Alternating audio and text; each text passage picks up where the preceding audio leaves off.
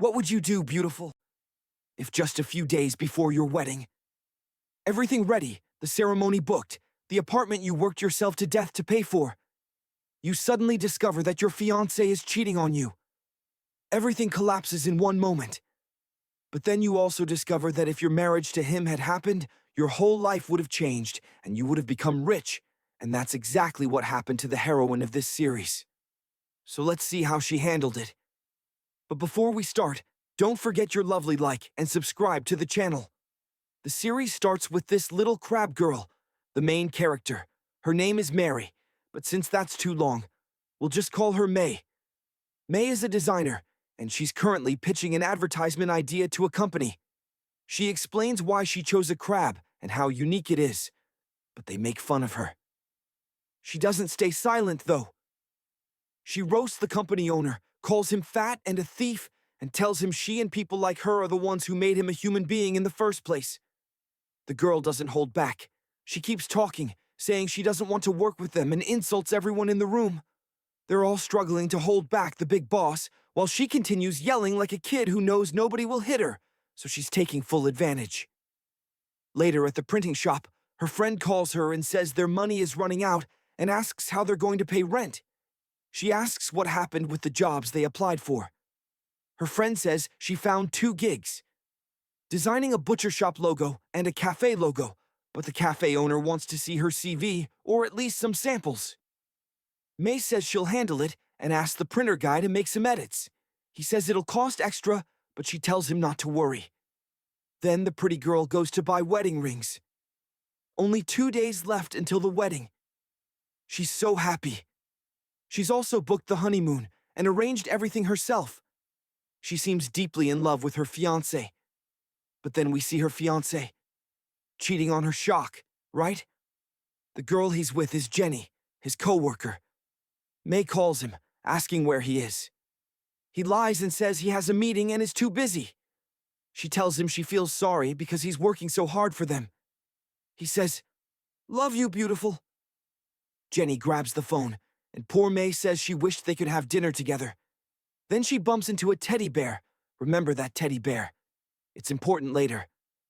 At home, we see photos of her with her mom and fiancé. From these pictures, we understand she truly loves him. But that won't last.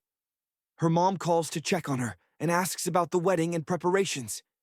She asks where her fiancé is. May says he's probably busy because he works hard for her.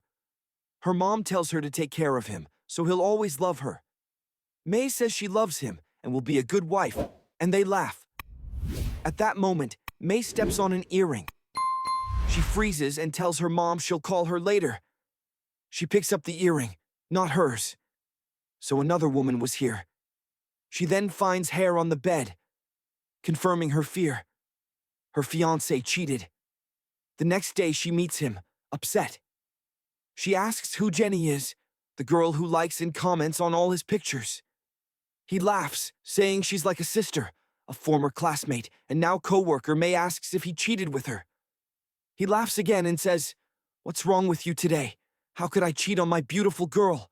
She pulls out the earring and says she found it on their bed. He says, "So what?"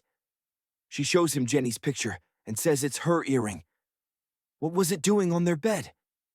He realizes he's caught, but keeps trying to lie. He says last week he invited all his co-workers over, and maybe it fell then. But May exposes him. One co-worker was fishing, another abroad, another at a wedding. Only Jenny was there with him. He's speechless. She asks if he can lie again. He sighs. "Fine, I cheated." "So what? Everyone cheats. I was stressed. My mind wasn't right. Can't you just forgive me?" She yells that she was stressed too, doing everything alone while leaving him to relax so he wouldn't feel pressure. And he cheated in the end. He says, "Okay, I'm sorry," and even slaps himself dramatically. Then he says they can't break up. "We're basically already married on paper. If we split now, you'll be officially divorced." She snaps at him. He tells her Jenny was just a fling, and he's already forgotten her face. He holds her hand, saying he'll stay with her forever. She pulls her hands away. Just then, Jenny texts him a picture, saying she's waiting for him. May asks who that is. He lies again. A friend. She asks for the phone. He says no. She insists. He pretends to give it but pulls it back. She tries grabbing it. He throws it away, steps on her hand, and injures her. The poor girl is in pain. He asks why she doubts him and if her hand is okay. She pushes him away, says she was going to marry him, but he betrayed her. She asks how he could do that. She says from the moment he joined his company, he disappeared. He didn't even come to her birthday, all because he was with Jenny. She says she wasted 5 years on him waiting to marry, but he doesn't deserve her. She walks away. He calls her, but she turns and throws a soda in his face. We jump to him arriving back in Korea after 3 years working abroad. He sits next to an old lady on a plane. Her son apologizes and says he must sit beside her in case she needs help. Kim nods and puts on his headphones. After the flight, the old woman thanks him. We learn Kim heard her son earlier complaining about her and planning to pressure her to sign away her land before they land, because once they arrive, his sister won't let him near their mother. Kim sat next to her to protect her. He tells her to watch out for her son, especially him. Then he leaves. He calls his grandma, who asks when he'll visit. He says he needs a few days alone to disconnect from work, then he'll come. She says not to take long. He jokes that she fed him, raised him, made him human. Okay, he'll come in a month. She laughs. Meanwhile, Kim is enjoying life, relaxing for a whole month. Then we see May and Kim coming out of court after finalizing their divorce. Kim asks what she told her mom. May says nothing yet. Her mom will be sad. She says she'll gather her things and they'll go their separate ways. Kim laughs, saying at least she'll save money now. It's good they broke up. She agrees and leaves. Jenny calls him. He says he'll be done soon and come to her. May overhears and looks at him in disgust. She asks if he finished his paperwork. He says yes and tells her not to hate him. He was once a reason for her happiness. He tells her to live her life and forget he ever existed. She tells him to get lost. Later, she's walking and receives cancellation emails. Honeymoon canceled, dress canceled, venue canceled. Everything. She watches couples passing, feeling terrible. At night, she plays games and says she'll forget him like he was never in her life. She keeps saying that but remembers their good moments and cries. We see Kim's grandma's bakery celebrating its 80-year anniversary. May is designing a logo and sees the divorce papers, saying she must submit them so the divorce becomes official. At that moment, someone knocks. A police officer. A woman enters and says, "Found you." At the station, the officer tells her the apartment she's living in belongs to this woman. May says she rented it from a man and paid him a lot. The officer says he was a scammer. The apartment isn't his. Her money is gone and she must leave soon or she'll get arrested for trespassing. She leaves in tears and calls Kim. She tells him she was scammed and asks him to call his uncle, who works in the prosecution office, to help her. Jenny tells him not to help her. Kim says, "Look, beautiful, what's between us is over. Why would I help you?" And hangs up. She tries again, but he blocked her. She crouches down in the street and cries. Later, she eats while sobbing, saying everything is Kim's fault. She drinks too much eyeliner and says it's all because of him. Her mother calls saying she cooked for Kim and wants to send it to him. May says no, he's not hungry. Her mom says she tries her best for her daughter and husband. May apologizes and cries. Meanwhile, Kim is driving but takes a wrong turn. At the same time, May is drunk and stumbling, trying to call Kim again, but he blocked her. Kim drives by. She falls. He hits her accidentally. He panics, checks on her. Her hand is hurt. She stands and says she's fine. He gives her his number so she can check her arm, and he'll cover costs. She gives him her phone. He saves his name. Kim Woo, same exact name as her ex. She sees the name, panics, thinks he's her ex, and slaps him. She curses him. He's confused. She says he didn't answer her calls. He says she just called him now, and he didn't answer. She laughs and says he must take responsibility. He asks how much she wants for the injury. She says 100 million won. He taps her hand, saying she's delusional. She keeps hitting him. He tries to escape into his Volvo, but she jumps in with him. He tries to pull her out, but she clings on and cries. He threatens to call the police. She clings even more, yelling, "Where will you go, Kim?" He drives around until she calms down. She asks why he did this to her and says he tricked her. He tries to explain he's not who she thinks. She cries, saying she got divorced before even getting married. At the hospital, they remove 17 cactus thorns from her. The nurse is Kim's friend. May leaves confused and embarrassed. The nurse tells Kim the girl will be fine in a few days. She asks if she's his girlfriend. He says no, just a drunk girl he accidentally hit. The nurse seems to like Kim. When she yawns, he tells her to close her mouth. When he touches her face, she blushes. He decides to give May a ride home. The nurse gets jealous. In the car, May asks him to drop her so she can take a taxi. He says she can't sit like that. She apologizes for her behavior, saying she's under pressure lately. She asks him to stop so she can get fresh air. He asks if she's okay. She says yes. She looks at the sun and says no matter how dark and difficult her day is, the sun will rise again and brighten everything. Her eyes fill with tears. Her stomach growls. Kim says she seems hungry. She timidly asks him to eat breakfast with her. He says he's not hungry. She gets shy, says okay. He drops her home and tells her to check her arm and update him. She struggles to walk and goes inside to sleep. Elsewhere, there's a lottery event with many participants. The grand prize is a luxury home worth $5 million. The owner gives his assistant the name of a politician's nephew to rig the results.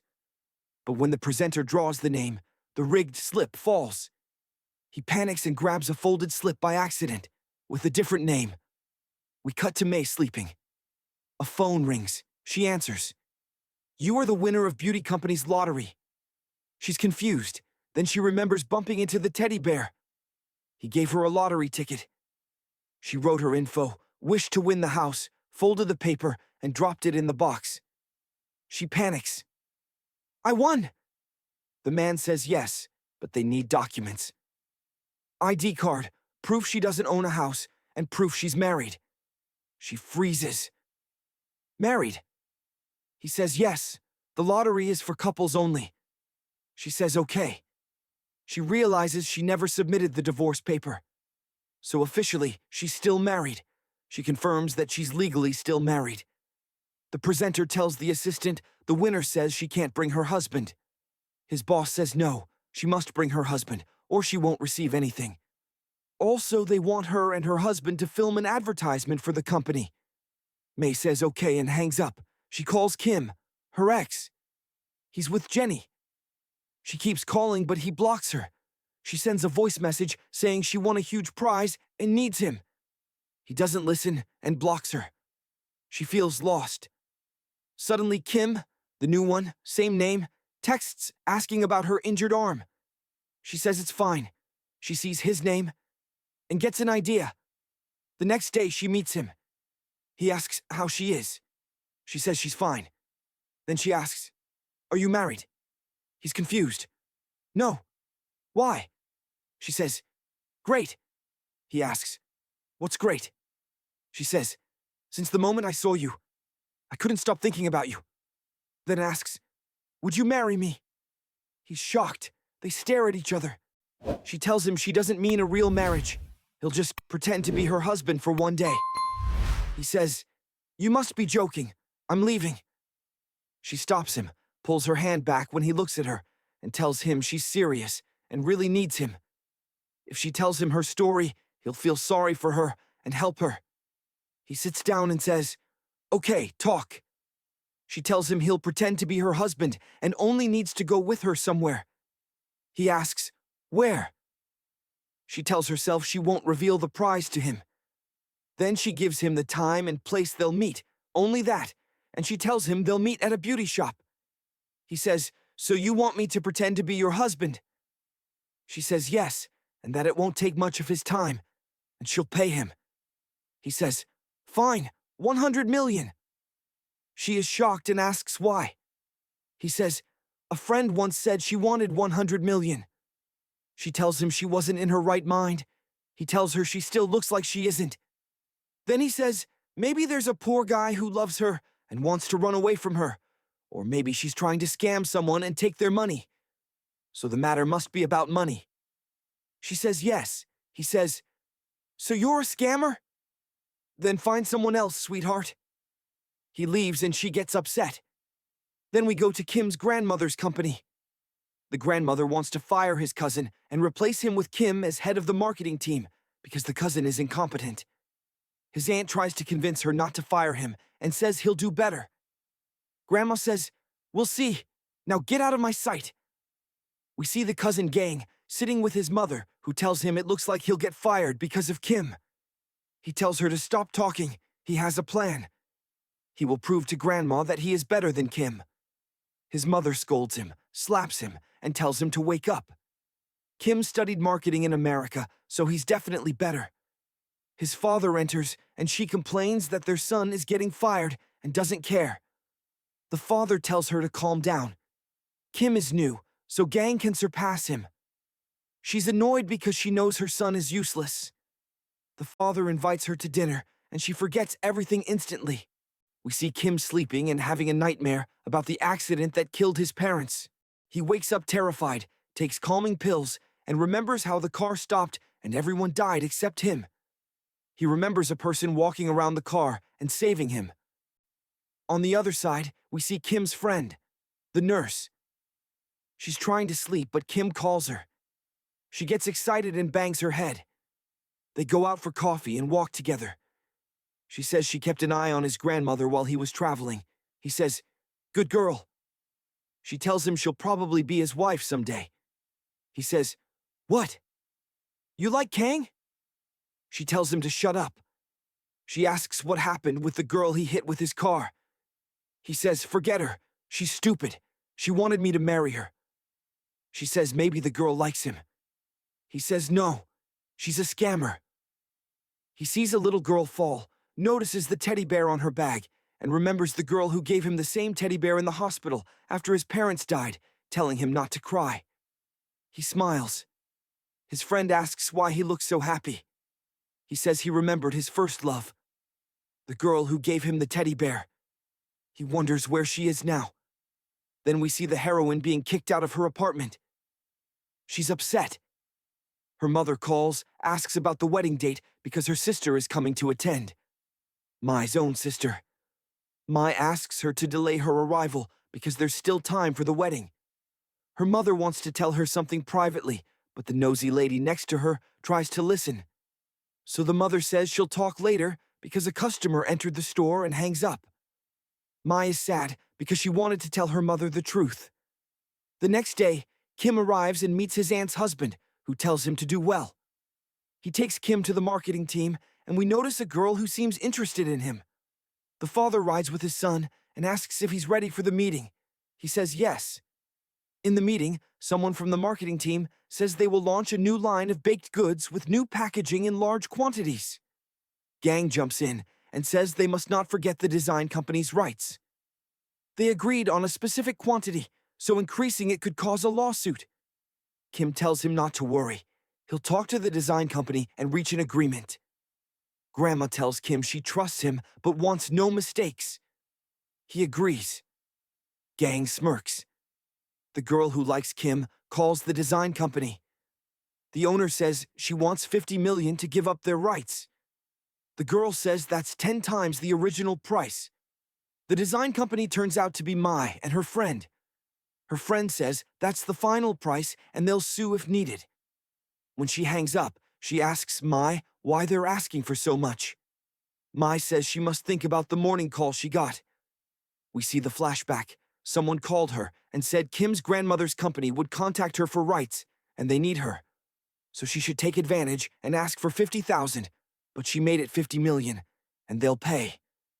She wants to see if they'll really agree. Kim tries to find another design company, but the employee tells him their current one is good. He decides to meet the owner personally. We see the beauty company owner watching the winner's announcement, which is Mai. He gets angry and shouts at his assistant. The assistant says he'll try to cancel the prize. The boss hits him and tells him not to cry. The assistant remembers how 3 months earlier they wanted a piece of land from the mayor's relatives who refused to sell. He told the owner that the mayor's relative is getting married soon, so they'll give him a housing unit as a win from a fake raffle, and then he'll agree to sell the land. They will rig the draw and give him the unit. The owner liked the idea. Back to the present, the owner calls the presenter and says Mai must come with her husband or she won't receive the prize. The presenter texts her, telling her to bring her husband. She panics. We go to Kim's ex-fiancé's house. His sister is upset because he dumped Mai. Mai's mom used to cook for them and send food.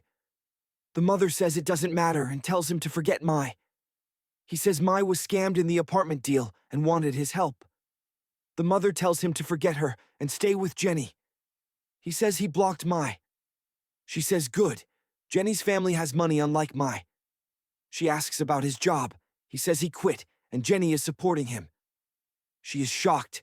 Someone knocks. The sister opens the door with a broom, but it's Mai. She's embarrassed. They don't want her there. She says she tried reaching Kim but couldn't, so she came here. They ask what she wants from him. They already broke up. Mai says she needs him for something. The mother accuses her of wanting him for the apartment scam and says she knows everything. She insults Mai, saying her son is better than her. He has a degree, while Mai is poor and didn't finish school. Mai exposes him, saying he is not a good person, then leaves in tears. Her friend calls and tells her to meet the baked goods owner. Kim also gets ready to meet the same person. As he walks, he meets his cousin, who asks where he's going. Kim says to sign the contract and finish the copyright issue. The cousin says if he can't fix it, he must leave the company. Kim agrees. Mai sees Kim and hides, thinking it can't be him, but they soon find themselves sitting across from each other, shocked. Kim says, "Let's get to the point. We'll sign. I'll raise the price a little, but not 50 million. We'll negotiate." She agrees immediately. He is surprised. She says, "But on one condition." She wants him alone. The girl with him leaves. She tells him to help her and pretend to be her husband for one day, and she'll agree to the deal. He says, "I already said no before." She says this time it's different because he also benefits. She knows he must get her approval because no design company can finish on time. She overheard that in the bathroom. He says he won't agree. He's not a scammer like her. He threatens to report her. She stops him and says the issue is simple. She won a house and must bring her husband to receive it. He says that's still a scam. She says it's small, and after today, he won't see her again. He refuses. Then, he gets a message from his cousin, asking about the contract and threatening his job. Kim tells Mai, "Fine, I'll be your husband." She signs the contract immediately. They go to the beauty company. She asks if he memorized Kim's personal info. He says he hasn't, but will now. In the elevator, she gives him a ring so he looks like her husband, and glasses so he resembles Kim. He tells her she's a scammer and says Kim himself wouldn't accept this. She says not to worry. Kim blocked her. She says she'll sell the apartment once she gets it and disappear, giving him his share. He says he doesn't want anything. She says he should understand her. She was scammed, has debts, and life is crushing her. He tells her to just get a good job instead of scamming people. She apologizes. The company owner is surprised they actually came. The presenter says he was about to cancel the prize, but good thing her husband showed up. She says he was abroad and just returned. He says he looks different from the photo. She says traveling changes people. He asks for her ID, checks it, then asks for his. He says he forgot it at home. He asks him personal questions, and Kim answers all correctly. Mai is shocked. They tell them they must film a small ad, for receiving the prize. Kim is shocked. The presenter insists. Kim gets an idea. He tells them he needs to answer a call and pretends he was exposed to a virus on the plane. The presenter gets scared. Kim tells him he will wear a mask during the filming so no one gets infected. They film fully covered and even use fake names. Mai sits afterward. Kim texts her asking how it went. Before she replies, the assistant enters and hands her the house key. She is happy and signs. The assistant asks where her husband is. She panics and says he left for the hospital. He says, "Okay, but let's go see the house." But they meet Kim. The assistant asks, "Weren't you going to the hospital?" Kim panics and says they called and said he's fine, so he's going home. The assistant says, "Fine, come see the house with us." Mai apologizes quietly. They walk to the neighborhood, which is fancy and full of wealthy people. Mai loves it. Another car arrives, Kim's aunt and cousin. They came to meet someone who can help them in the company. Mai and Kim reach the house. The assistant asks when she'll move in. She says she won't. She will sell it because it's too far from her job. The assistant says selling is not allowed. They are shocked. She learns that she and her husband must live in the house for at least 3 months before selling. It was added because another couple once received a house, got divorced, sold it, and each took their share. Mai says, "Okay, 3 months." The assistant adds that an inspector will visit to check if they're really living together. But he says he will personally pass by every day since he lives in the next building. They're now neighbors. They are shocked. He tells them he'll return later to show them the place and leaves. Kim tells her, "What am I supposed to do now? We're going to get arrested because of you." She tells him to just leave and come once a week. He says, "Once a week? He'll come every day." He says he regrets listening to her, gives her the ring, and leaves. As he leaves, he feels bad and calls her. But he bumps into his aunt and cousin. They ask what he's doing here. He says he came to visit a friend. The assistant arrives and asks him for him because he wasn't answering her calls. And everyone stands there in shock. She sees him standing there, and he tells her, "Go away, go away." So she asks him what's wrong. He tells her he's not okay, and says, "Fought for someone here." As his aunt is walking, she finds May's phone, but doesn't know who it belongs to until she sees legs inside the doghouse. But they aren't the dog's legs. Grabs her phone and runs away. They don't understand anything, and the dog barks at them to leave, so they do. At night, May calls Kim, and he tells her those people were his relatives. They meet his cousin, who tries to escape.